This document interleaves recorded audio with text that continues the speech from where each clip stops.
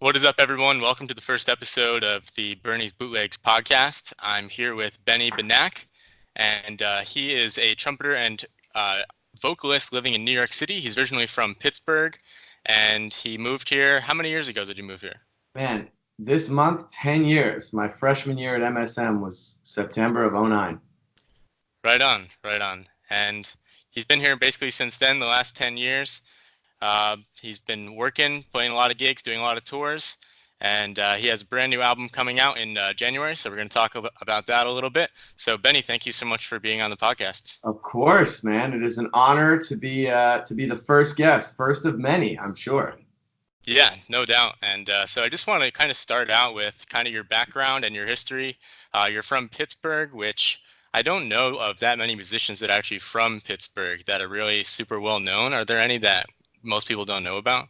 Well, as a matter of fact, there are many that most people do know about. I like to say, I get in arguments with people all the time about who has like the richest, jazz legacy of their city. Mm-hmm. And I think Pittsburgh is right up there. I mean, you got Earl Father Hines, Mary Lou Williams. You want to move a little forward, you got Art Blakey, you got Ray Brown, Stanley Turrentine, George Benson. I mean, the list goes on and on. There are actually like a ton of musicians like, in the past of jazz, that came from Pittsburgh. And, then more recently, there's maybe not as many people like on that level, but there's also a really good local scene there. Like there's, a couple dozen really solid musicians that are there, and, playing gigs with those guys was really where I got my first experience and exposure. So by the time I moved to New York and went to MSM at 18, I had already kind of played some gigs and, kind of knew what was up a little bit. So I think of all the cities in the States, after you get past like your New York, Chicago, Kansas City, those are probably like the biggest self-sustaining scenes. But I think in that next tier, for the size of the city it is, Pittsburgh has one of the best self-sufficient scenes. So I was lucky to grow up there. Yeah, that's good to know. It's definitely good to know. I didn't know about all those people. I got to do some more research there. Yeah, man. But yeah, for sure. When did you start playing trumpet? So I started piano first, like most of us probably. My parents, they're both musicians. They made me do piano. I kind of hated it, didn't practice that much. And then I was about 8 or 9, and my grandfather, Benny Benack Sr., was a trumpet player, and it was actually like a cornet because I was like a little dude. So my parents gave me one of his cornets, and I started playing probably in 2nd grade. So I started young, and we had to like convince the band director to let me be in band with the 4th graders, So your father was a musician, but was your mother? Yeah, my mom is a singer. So my parents met on a gig. They were like in a like kind of like little touring around Western Pennsylvania band together, and that's how they met. She teaches voice at Carnegie Mellon in Pittsburgh. So all of her students are, Broadway stars, and she taught Josh Groban and all these kind of crazy people. So that's kind of probably where I got singing and playing. Like the playing's from my dad. He's a tenor player, and my mom's the singer, Yeah. Do you feel as though there was any kind of pressure from your parents to go into music, or did it kind of just evolve naturally? Well, I wouldn't say pressure to go into music, but definitely as someone whose parents were musicians, I didn't get pressure not to do music. Is what, because I went to MSM. I went to school with people that were on full scholarships that like were already killing when they were 18, and their parents were mad. Like their parents wouldn't go to their recital because they wanted their kid to be, in business school or something like that. So, Right. I mean, my parents were always super supportive. If I had wanted to do something else, they would have been down. But when I wanted to do music full time and like go to a conservatory and not study something else or do like an education degree to have a fallback plan, they were super supportive. So I was lucky. Yeah, that's definitely very lucky. And there's a lot of parents out there that would have a heart attack if their kid told them they were going into music. But Totally. yeah, exactly. And do you remember kind of when you first decided that you wanted to go into music professionally? Was it in high school? Was it sooner? Man, I really think I was lucky that, I identified it super early on, and I kind of like knew it was my destiny, right? I knew it was my calling. So much so that like by the time I was in high school, I already was like coasting on all the classes because, you know, my mom would be like, well, you have to take AP English and you have to take AP history. And I'd be like, Mom, come on. Like, we both know I'm going to a conservatory. You know, Juilliard isn't looking at SAT scores. Come on, come on. Who are we kidding here? You know? So, again, I got a little pushback from my mom about that. I still had to work hard in school, but you know, I always knew that I wanted to play and really jazz. You know, it wasn't like, oh, I want to do music and I want to, you know, be in a pop stars band or I wanted to like be singer songwriter. It was like totally jazz and I wanted to play the language and sing. And you know, so far I'm making it work, so I'm happy with that.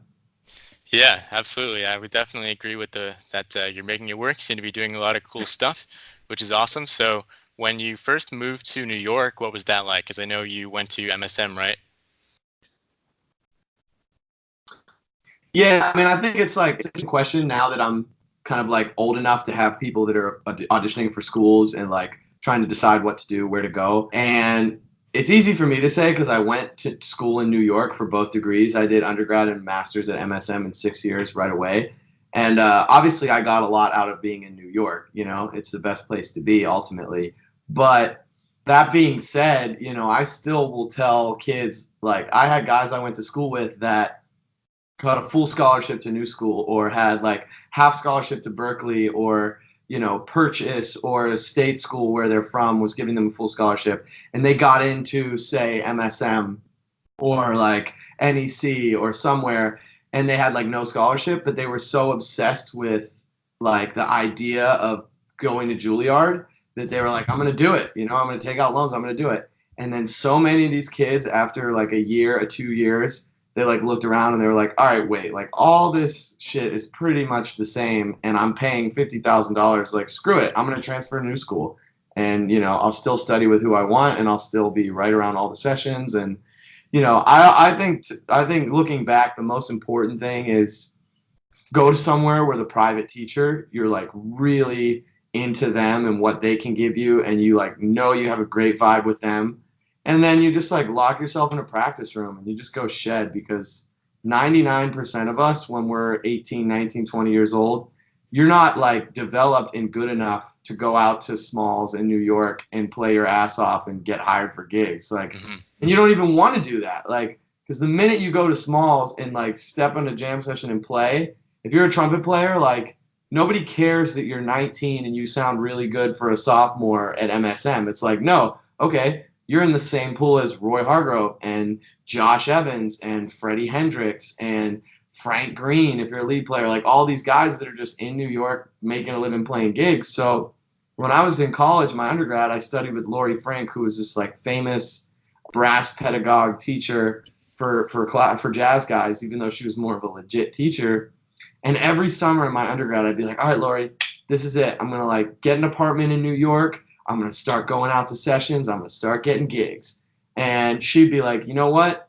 Go back to Pittsburgh for the summer, you know, play some gigs with your dad. Just keep practicing. Have your mom do your laundry, you know, just relax another summer. And at the time I was like, you know, like, come on, I'm ready. I'm ready.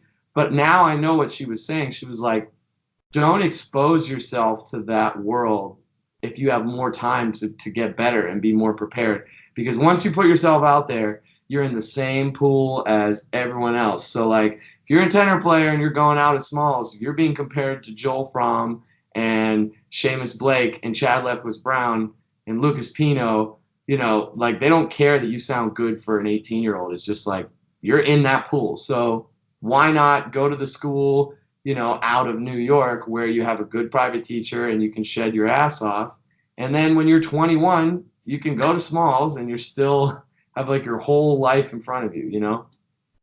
Yeah, most definitely. And I think that's a really interesting perspective because, well, also going back to the just the whole school thing, which is definitely a topic that we can kind of riff on because it's really, I think college is very much You're in the. a Yeah, go right ahead. now, right? What was that? I No, I was lost you. I saying lost you're you at for a minute. Purchase right now. Oh, I Correct. was Yeah, saying yeah, yeah. you're at Purchase, right? I'm at Purchase right now, and so I have the insider perspective at the moment. For sure. Yeah, and so that's something we can talk about. Yeah, because we both definitely know people that went to a school which is objectively a really great school, but like you said, maybe doesn't necessarily have anything super special compared to another school, that they weren't getting, into massive amounts of debt. And we all know people that are super killing, and they might have gigs and whatever else going on, but the fruits of their labor are much less when they're paying the value of a mortgage payment and loans. You Dude, know? I look at the shining example of like my, class of people coming to school and coming to New York at the same time. We were just talking about him, Chad LB, Chad Lefkowitz, Bro Brown. Man, we were in Grammy band together, and Chad got into the Brubeck Institute, and he went to University Pacific, and he did that for 2 years. And that basically, you get like a certificate for that. It's not even like an undergrad. And then Chad, came to New York, went to New School for like 5 seconds, already had gigs and tours and could never go to class. So was like, screw it, I'm just going to drop out. So Chad didn't even have an undergrad. And of all the people in my generation that like came up together, who's the guy that has like the university teaching gig in San Francisco that they fly him out every month? It's Chad. Like, who has the most students on Skype? Who has like the, pedagogue books for sale on his website? More than anyone is Chad, and he doesn't even have a single degree, I don't think. At least at the time, he didn't. So that goes to show, depending on what you want to do, if you're just kind of wasting away in school, you don't feel like you're learning anything, and you're paying all this money. If you just want to gig, you don't need the degrees for that. I think the only reason that having a master's really is important is if you're going to want to get a teaching gig. Like, if at some point you're going to be tired of like running around playing gigs, traveling, losing sleep, and you want like health insurance, or maybe you're going to start to have a family or something, then, it might be nice to get like a teaching position at some college somewhere and like buy a house and stuff, But when you're like 21 years old, you're not really thinking that far down the road, thinking, oh, let me make sure I have a master's in case like middle-aged me wants health insurance, You just want to play. You just want to do gigs. So I don't know, if you just want to get out there and play and you're a little dark on school, unless you feel like you're going to use those degrees down the line for like a teaching gig, I'd save my money. Yeah, I definitely think that that's smart. And I think parental pressure is also a massive component as well, just because parents, and I think the paradigm is shifting a little bit at this point. Maybe parents who are the age of our parents, a lot of them, or the vast majority of them, kind of view college as like an insurance policy. You get a degree, you'll be safe, et cetera, et cetera. But I think that once people are starting to realize that it's just in many, if not most cases, very much overpriced and not necessarily a good value for the money, just with the ever increasing tuition costs, I think a lot of parents are kind of waking up to that. And so I'm optimistic for the future about it, but it's an interesting topic for sure. And it doesn't sound like you had that much parental pressure to go to college, maybe a little bit, but at least they were okay with you going to a conservatory, right? Yeah, I mean, first of all, I think if the namesake of this entire enterprise, Bernie Sanders, gets elected and college is free, then that's a different topic. So if we get a nice liberal president and he makes college free, that's a different thing. But we're not there yet. But yeah, for me, my parents were totally cool with me going to a conservatory, but because my mom teaches at Carnegie Mellon, if you're her child, there's no tuition. So my older sister went to Carnegie Mellon, and there was definitely like parental pressure, like, oh, okay, if you don't get into one of these schools you want to go to and get scholarship, like you're just going to go to Carnegie Mellon. We're not going to pay $50,000 a year if you can get free college at like a good school, and it was crazy because I applied to all the places I wanted to go, all the conservatories in New York, Berkeley, NEC, University of Miami. I like wanted to maybe do like the stamps program or something they have there. Like Greg Gisbert was there at the time. I wanted to study with him, whatever. And all the schools I heard back from, I was getting in, but I was getting zero scholarship because my mom screwed up my FAFSA, which is like a tax form. And instead of saying that I made like $1,000 as a 17-year-old kid, she said that I made $100,000. So I wasn't getting any scholarship because these schools were like, okay, well, this 18-year-old child is independently wealthy, so he doesn't need scholarship. So I remember I heard back from all the schools except for MSM. and I got no scholarship to any of them. And my mom was like, I blew it. I'm sorry. Like, I guess you might have to take a year off and just re-audition. Like, it's not the worst thing in the world. And I was so scared. And the last school I heard from was MSM. And because I did Grammy Band, and Justin DeChocho, who at the time, was the head of MSM and also did Grammy Band, he had my back, and I got scholarships. So I was lucky. Basically, Justin DeChocho saved my mom from, ruining my life. So it worked out. It worked out. Yeah, I love it. I love it. That's a great story. What was your time like at MSM while you're actually there? Like, who were your teachers that you connected the most with? Who were the fellow students, and how do you view that in terms of its usefulness to you? Yeah, well, like I said, I was really super close to my teacher, Lori Frank, who was like a guru to so many generations of people. The thing about her when I was first going to New York looking at schools to take a lesson with her was like, oh, Lori Frank is the one who like taught Ambrose how to like beast trumpet. Like before Lori, Ambrose couldn't play above the staff, and now he's like Ambrose. So I was like, in my mind, I was like, oh, she's like the trumpet whisperer. Like she fixes everybody's chops and like makes you a beast. And I mean, quite honestly, that's kind of what happened. Like I didn't have any chops coming to school. Like I could improvise, I got into Grammy Band and all that stuff, but like I didn't have any chops, and I had such a great relationship with her, and she like taught me how to basically understand my own chops and to get good at my instrument. And to me, that was the most valuable thing I got out of school, was like meeting with her every week, which is why I was saying like, it doesn't really matter where you go if you have like a great relationship with the teacher, because they're the person that's going to make you grow the most, your private teacher. So that was the best thing by far I got out of it. And then, being at MSM, like that's one of the top programs. So yeah, you meet a lot of great people you go to school with. Like there were a lot of good people in my class, people that I still play with now, people that I see on the scene all the time. And when I got to the school, it was kind of like really like a golden era. Like, I was a freshman and I got to school, and Sullivan Fortner was there, finishing up his master's, and Christian Sands was a couple years ahead of me, and he was already on the road with McBride, but he was still, playing the Afro-Cuban concerts with Bobby Sanabria and me, like, so there were people just a few years ahead of me that were at the school that already were like making it, which was really cool to see and be like, all right, I can do this. Like they're sitting in the same class as me. Like we're kind of the same place, I just need to make it happen. And then, like a lot of the people that I play with on all my gigs are people that I met in school. Like I've been touring a bunch this past year with Joe Perry, this cat on drums, and Keelan Dimmick on piano, who both literally I met my freshman year at MSM. We were like in the same improv class. And now like 10 years later, they're like on the road with me, playing clubs and festivals. So it's definitely cool. You meet a lot of great people. You have great time with your private teacher. I'd be lying if I said like I was really into my Bach counterpoint class and I was really paying attention and ear training and harmony and, jazz history. I was never falling asleep in the back of like, you pick and choose the stuff that you want to like really put your heart and soul into.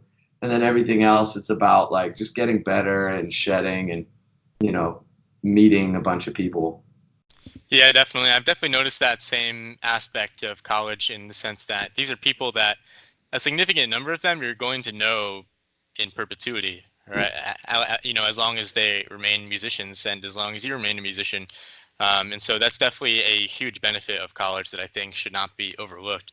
So earlier too, you mentioned that you were really excited, you were really eager, you were in your undergrad, you wanted to just get an apartment right in Manhattan or wherever and then start going to sessions all the time, but your teacher was like, no, be patient, play some more gigs with your dad. So when did that vision become a reality for you? Was it towards your master's or was it after you got out of school? Yeah, great question. It was literally the summer after I graduated undergrad. Like I had my graduation at MSM in May or something, and then 2 weeks later I got my first apartment, and that was the first summer that I stayed in New York. And I moved into a tiny little 2-bedroom with Raviv Markovitz, who's plays in Eldar's trio now, and I did Veil with him, and I did Grammy Band with him. And another guy that I knew since high school is one of my best friends. He just was in San Francisco with me for a week at this club out there, the Black Cat. And we had this tiny little apartment. And that first summer, you know, I graduated, and then it was like, okay, well, now the moment's here. Like, I'm in New York full time, you know, rent needs to be paid. What am I going to do? And I was lucky, actually, at that time.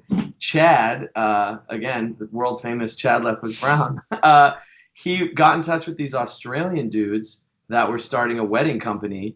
And we went to some like studio in Midtown and recorded like a demo that basically was the first incarnation of like what is now like the infamous New York wedding band called Silver Arrow. Yeah. Basically, Silver Arrow like pays 70% of the jazz scene's rent, you know, like they have, now it's this huge thing where any given weekend in the summer, they have like 15 bands out playing weddings. But like those first couple summers, if I didn't have those wedding gigs, I would have never been able to pay my rent. Cause like if I got any jazz gigs, they were like a restaurant gig for $100 or like playing, you know, with Claffey and Kyle Poole at Smalls at 1:30 in the morning that paid like $30 anyway. So like there was no like artistic gigs right away that were gonna pay money. And I just like immediately went into like, you know, playing like working musician type gigs, like restaurants and background private gigs, wedding gigs, you know, and I teaching a little bit and stuff, but you know, really I just kind of wanted to get out and play. So that was like my main focus. Yeah, I think that the whole wedding band thing, and well, especially Silver Arrow too, because I think at this point, if you live anywhere in New York State, you know what Silver Arrow is. Yeah, of course. And yeah. Like even in my friends that live in Pittsburgh that I went to school with, like Silver Arrow branched out into Pittsburgh, and they hit me up and they were like, "Hey, we're starting the Bachelor Boys band in Pittsburgh. Like, who do you know?" And I gave them contacts with like 3 or 4 friends that live there that now are like the contractors that every weekend in the summer are sending out 3 bands of people. And I mean, it's super cool because, you know, we don't make a lot of money playing in jazz clubs. And it's just funny because in New York, you get on these like wedding gigs, these wedding bands, Silver Arrow or whatever, and you're doing the cocktail hour, and it's like the most killing shit ever for cocktail hour. And everybody is so burning. And it's just these super bad jazz musicians. And then you go and you play the dance set, and like everybody's playing Bruno Mars and playing September, you know, and just playing like all the classic wedding shit. But it's like the most killing jazz assortment of people ever. And everybody's just paying rent. Yeah, exactly. Like you said, they're paying everybody's rent Totally. everywhere. So, which is good. But I think we both know people that will just never do a Silver Arrow gig. They won't be in the wedding scene. They're too artists. Yes, artists. Come on. And at the same time, I do kind of respect it though, because it's just like I don't know. I think that those people are just so self-aware that they just know that they would be so miserable doing that it would ruin the whole enterprise of being a musician for them, you know. And so, but obviously you do not feel like that, judging by the fact that you played a lot of those gigs. And so what is your philosophy on playing gigs where the music is not that great, but they pay really well? Are you okay with doing it? Do you enjoy it? Do you enjoy playing pop music? What are your thoughts? Well, I mean, that was a decision I made a long time ago. When I even was in like middle school and junior high, living in Pittsburgh, I was studying with Sean Jones because he was teaching at Duquesne at that time, a school in Pittsburgh, I was so lucky that this, you know, at that time he was still playing with Lincoln Center, and he's like this world-class, world-renowned trumpet god was just randomly happened to be living in Pittsburgh at the exact time that I needed like a mentor, you know? So he helped me with so much stuff, career stuff, not just like showing me solos and teaching me how to play the instrument. But one thing that he really stressed was like being proficient in a lot of different styles and, you know, checking out these Woody Shaw solos as much as I was checking out like Motown records to like learn the horn parts to like tunes you might do on a wedding, or like still having my classical chops together. So like on Christmas and Easter, I could play in church and make money, you know, and like listening to lead players and how they phrase, even though like I'm not really a lead player, but like somebody might call me to like play second in an Afro-Cuban band, and you like need to kind of have that kind of phrasing together. Just these kind of things where like my mentality from a very young age was I don't want there to be a gig that you can't call me for. And like, it really has been true for me, in New York. Like, there are guys that just do their one thing really well. And, there are people that I went to school with that I watched them transform from like just wearing basketball shorts and a t-shirt to class. That's like everybody like comes to music school as freshmen, like in like the freshman outfit of just like flip-flops from the dorms and shorts and a t-shirt. And then without fail, over the span of like those 3 or 4 years, you just see everybody branch out. And there's like the people that, go into like brass bands and pop gigs and they start dressing really cool. Then there's the people that get way into the trad scene and start wearing like 3-piece suits and crazy hats and grow a mustache. And then there's like the people in the middle that kind of just like me, that I dabble around. Like, I have suspenders and a bow tie if somebody calls me for a trad gig, and like I know some trad tunes and I can hang in that scene. I won't embarrass myself, but like also I know my Wayne tunes and I know Cedar Walton tunes, and I can like hang on a session at Smalls and not sound like I'm stuck in the 20s. And then I can like play a wedding gig because I know all the Stevie Wonder, Earth, Wind and Fire horn parts, and I can kind of fake classical shit, and I can like kind of do recording sessions. It's just like I wanted to be like a tradesman and just be proficient in all these different languages, because I knew that like just doing one thing is going to be really hard to have the phone ringing constantly for that. And if you can just do a bunch of different things really well, if your object is to just be working, playing music and not have to get a real job, then, that's what you need to do. And that's what I try to do. And like you said, there's people that don't want to sacrifice their art, or, don't want to sacrifice the thing, that how they play music, what they believe in. And that's great. And those people have a day job, because if that all you want to do is that one thing, that's great. And you'll probably have your little scene of people that you can do it with in any town, but you're not going to be able to have a comfortable lifestyle doing just that. You're just not. So, and you know what? For those people, that makes them totally fulfilled and happy if they have a day job all day and then they go play the one thing that they love with their friends. And if that's what music fulfills their life, great. But for me, I was like, I don't care what I'm doing as long as my horn is in my hands. As long as it's a gig, as long as it's music, that's what I do. So I never had like an attitude or an ego like I'm too good to play wedding gigs. Like I'm not playing 50 Silver Arrow gigs a summer like I was when I first got out of college, but I still get emails. I'm still in the database. Like, there's a weekend and I'm home and someone asked me to play a Silver Arrow. It's like, do I want to make $400 today, or do I want to not? Like, I'm still going to do it. Yeah. Yeah, I think the versatility thing is a really positive message as well, because a lot of people that watch the channel, they're either in high school or they're on the younger side of musicians. So they're either in high school or they're in college for jazz most of the time, or they just graduated and their career is like just beginning. And so in addition to being a really versatile musician, what are some things that you would say are vitally important aspects or qualities for a young musician to have in order to be successful?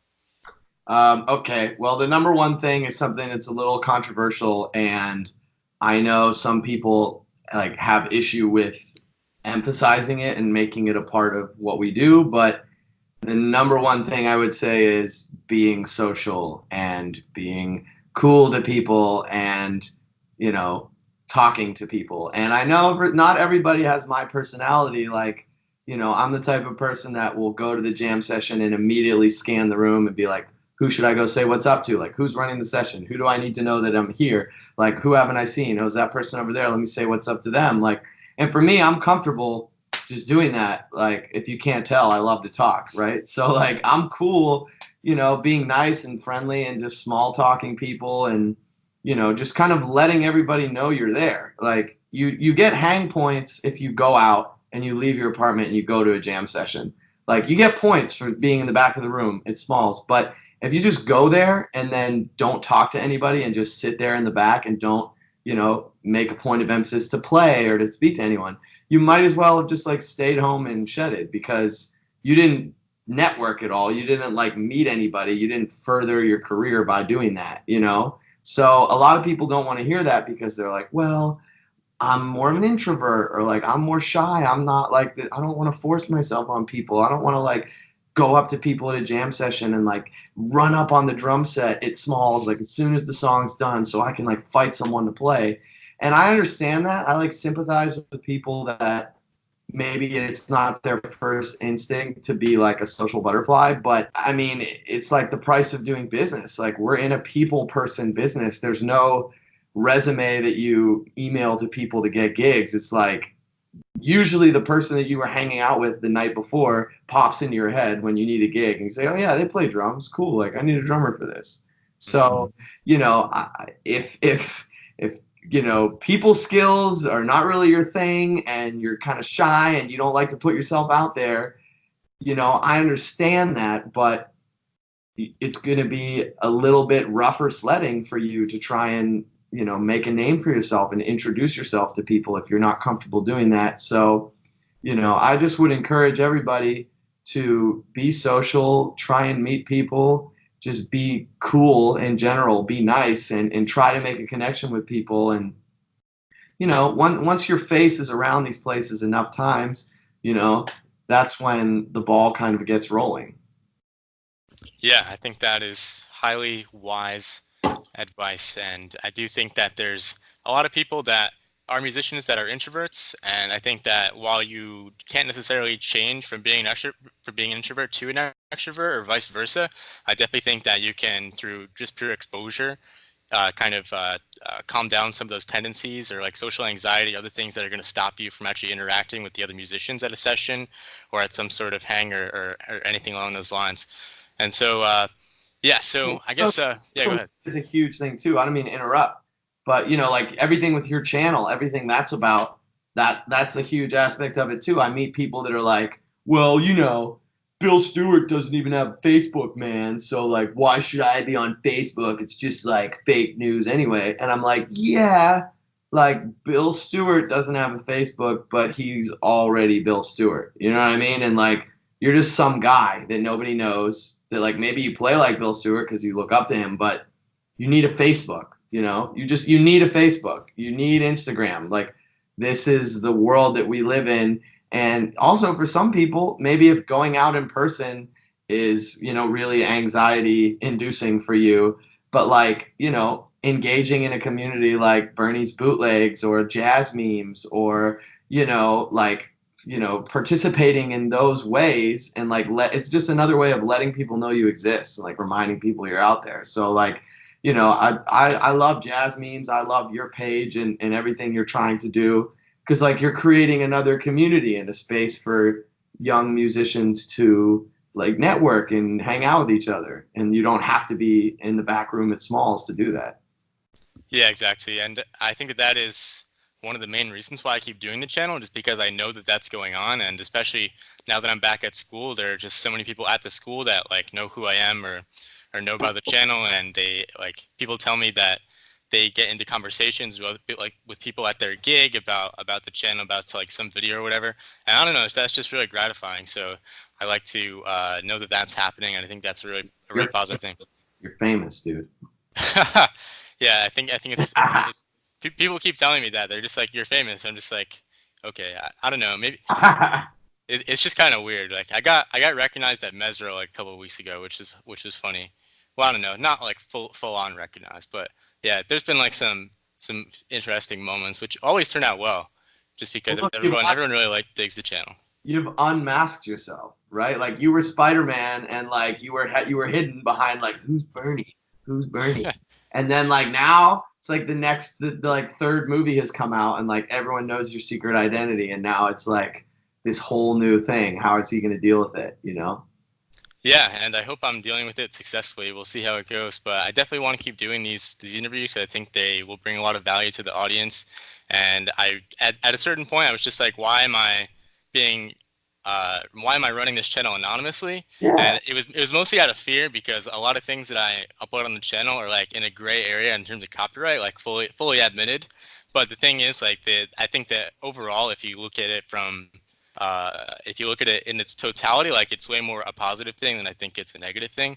And so Yeah, and so that's kind of the philosophy. So one of the things I want to talk about too is just like finances and practicalities of like being a musician, because especially as a young musician and people that are even younger than me, who haven't been exposed to being a musician in the real world yet, I think it's a really important topic, and it's really important to think about the practicalities of being a musician, because it's one thing to be in college and to be in high school or whatever. But once you actually get out into the real world, it's going to be a lot different, and you are going to have to do things most likely like the Silver Arrow Band, or like teaching middle schoolers, or whatever the case is. So obviously, I don't want to talk about like any specific like details of your income, but can you just talk a little I'm bit about? rich, man. I'm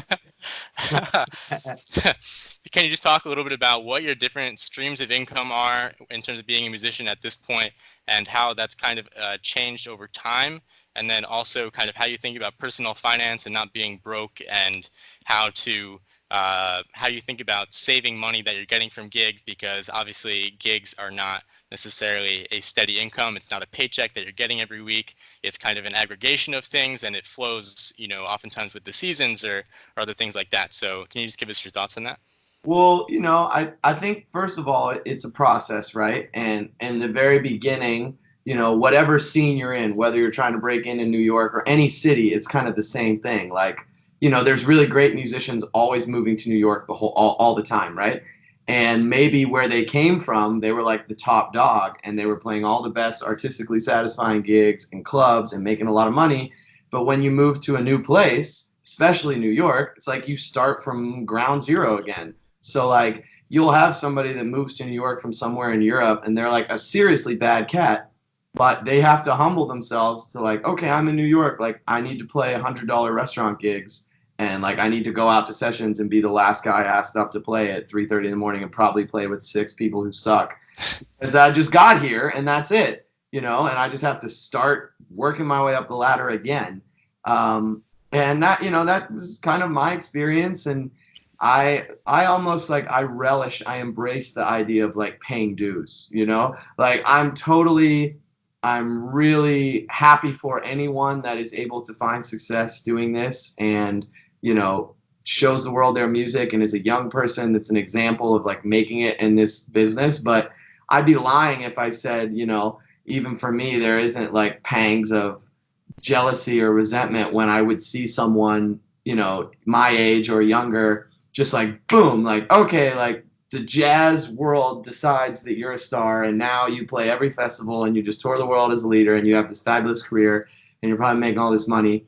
Like that's great, and I'm so happy for those people. In fact, I was very jealous of all of them.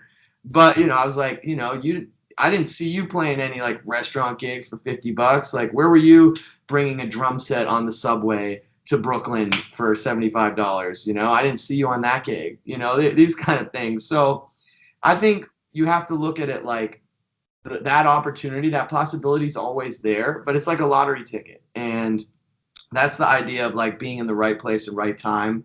Is there an element of luck in what we do and making it, so to speak?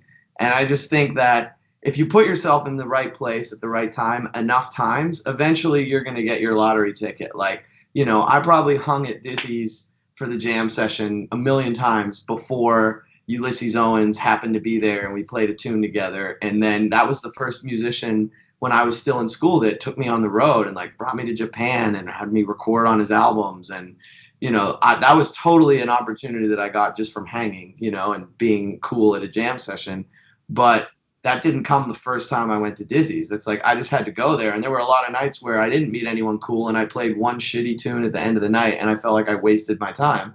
But you kind of just have to go do that, in order to like have, you're walking around in the tall grass like trying to find a good Pokemon and there's just going to be a bunch of rattatas that you run into before you come across, someone that's good, basically.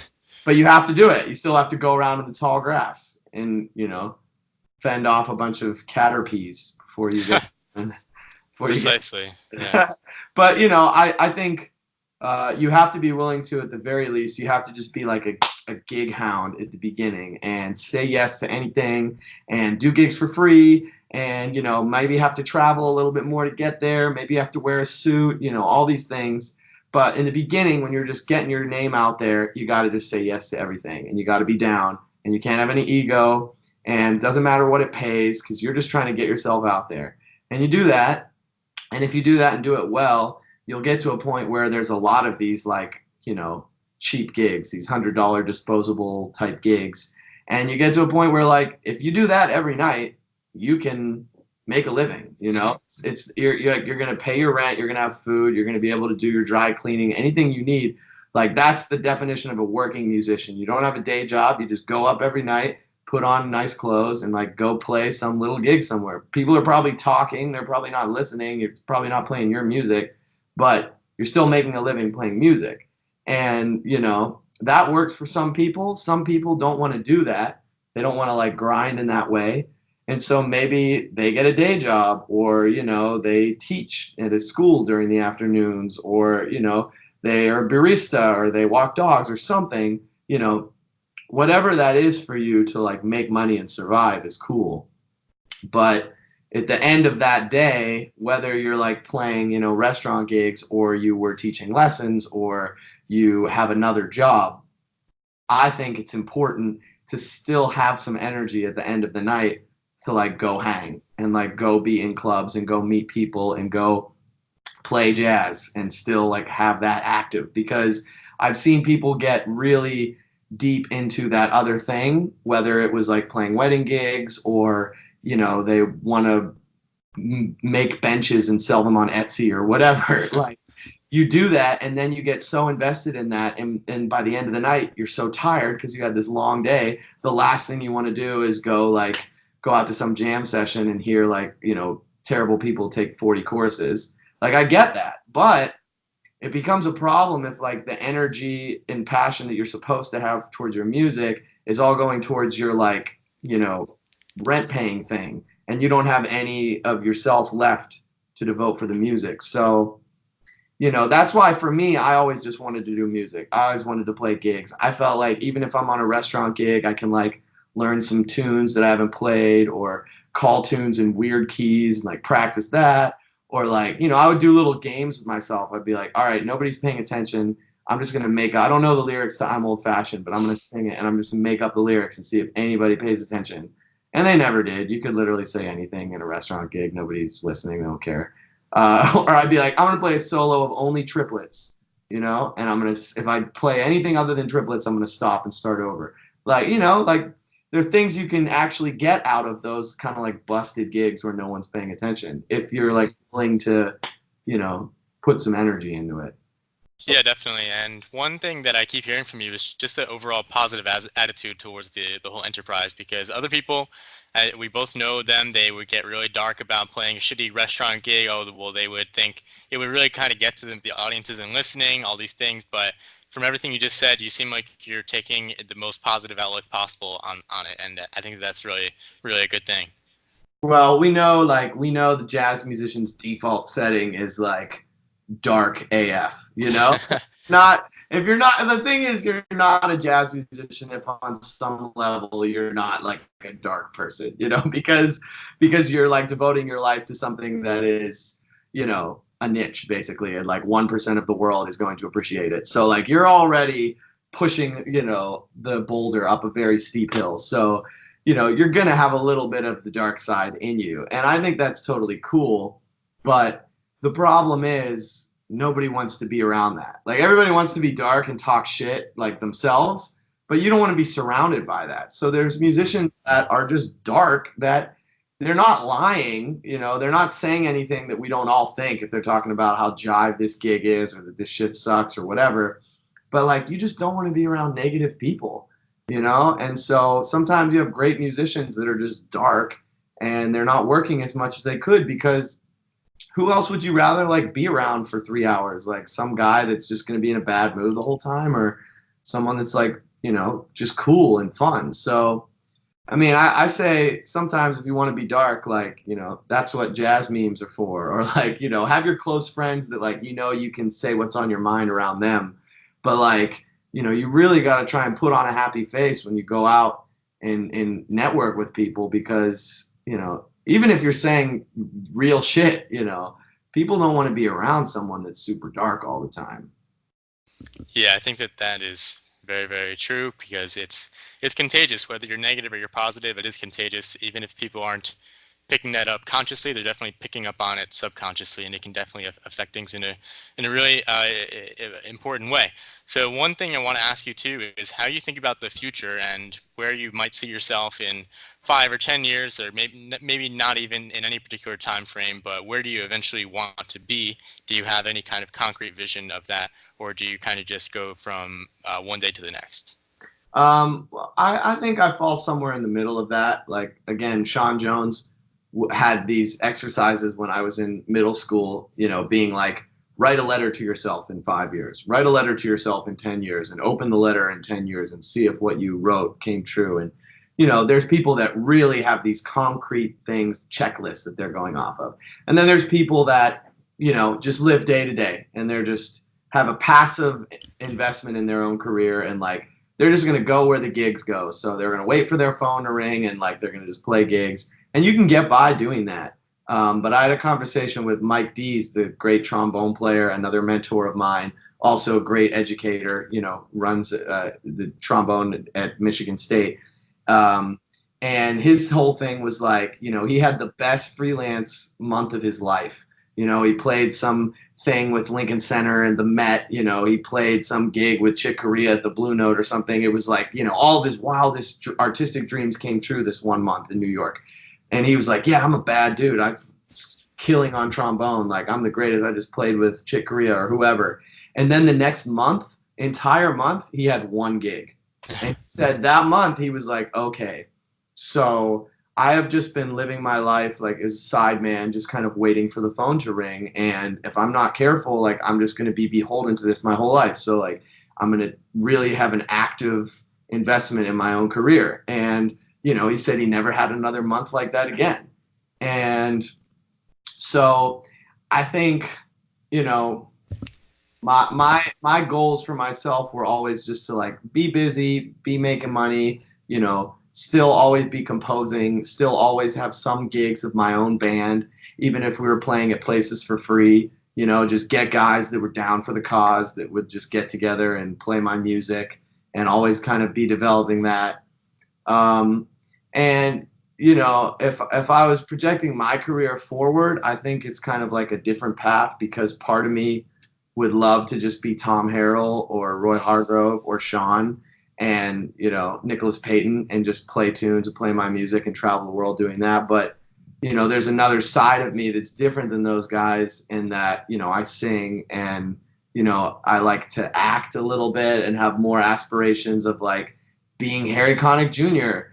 and having a daytime talk show, or starring on a TV sitcom, or, you know, having a, you know, being a personality, something like that. So if I really had to think, like, ultimately where I would love to see myself is like somewhere like Harry Connick Jr. or Michael Bublé, like out in front of a band singing, you know, for an arena of people, or, you know, being on TV or something, you know, like there's no problem with dreaming big. And so I've like identified that those are people that I would want to emulate in that regard, you know. So if I like go for that and then fall somewhere short of that, it's still going to be, you know, a fulfilling career, I think.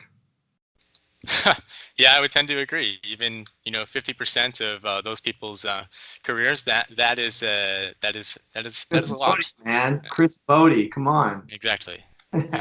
So, yeah. So to kind of wrap this up, I just want to ask you about the new album, because I think you mentioned it comes out in January. So tell us, what is it called? Who's on it?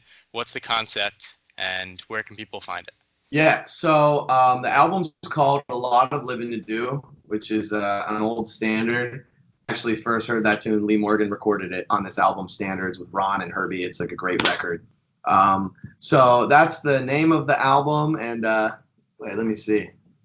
I've even got a copy here from somebody that I'm doing these personalized copies for people. And this is to Isaac Mizrahi, who did the liner notes to the record. He's like this famous fashion designer, but he also has like a little jazz cabaret band on the side that I play with. So I have that copy for him, but it's a mostly quartet record. And my first goal was like, speaking of goals you had 10 years ago, there was like a article in my high school newspaper asking me when I made Grammy Band, like what my dreams were. And one of them was play and do a recording with Christian McBride. And then literally 10 years later, I got McBride to play on my record, which was so awesome because I think he's just like the greatest beast ever on the bass, basically. Yeah. So, I got McBride and Ulysses, who was a mentor of mine, played on my first record, obviously has a great relationship with McBride. The pianist is Takeshi Obayashi, who played in a band called the New Century Jazz Quintet that Ulysses and him co-led for many years with Tim Green on alto and Yasushi Nakamura. And we've been going to Japan every year. We record an album and tour Japan every year. So I have a relationship with him. And I also had Veronica Swift and Alita Moses, who are two, everybody knows about Veronica right now. She's blowing up. And they're two good friends that we sang duets on it. So it's like a mix of some of my tunes, some original stuff I'm singing on, wrote some lyrics, couple standards with some arrangements. So it's pretty typical stuff. But, my goal, I think, with my music and with this album is kind of similar to what your mission statement kind of is, and that, you're talking about where do I see jazz going in the future or myself. I really want my music to reach a lot of people. So I'm not playing and writing music for people that are going to go to, the jazz gallery and see a set of all of my really modern contemporary music. I love jazz gallery. I've seen a lot of shows there, but I identified for myself, I want to play music that somebody's mom can put on while they're cooking in the kitchen, but also a college jazz kid can listen to it and be these solos are killing, I want to kind of thread that needle and have my music, have there be something for everyone.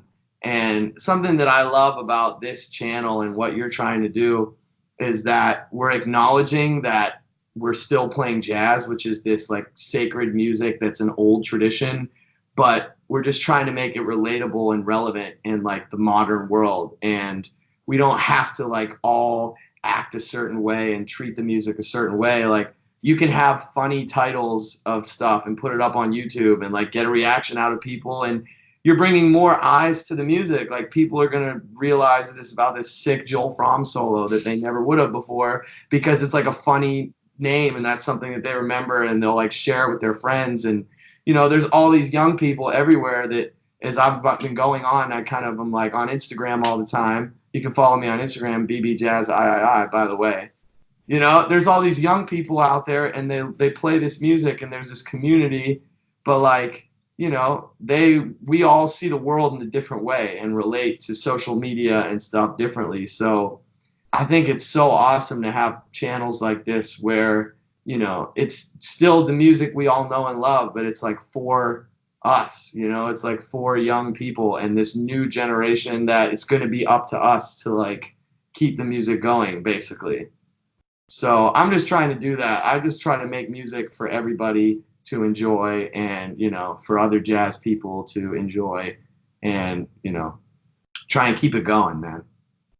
I love it. So where is the best place besides Instagram for people to find out what you are up to? Yeah, I mean, my website's Benny Benack Jazz. Most of the time I keep my gigs updated on there.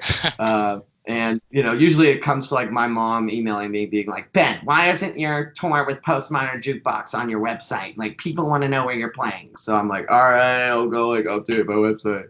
But everything's there. That's Benny Benack Jazz.